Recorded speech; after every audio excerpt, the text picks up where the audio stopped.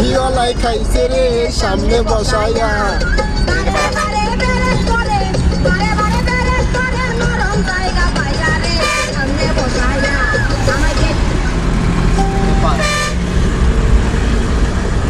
এখন গুলিস্তানে R1 ভাই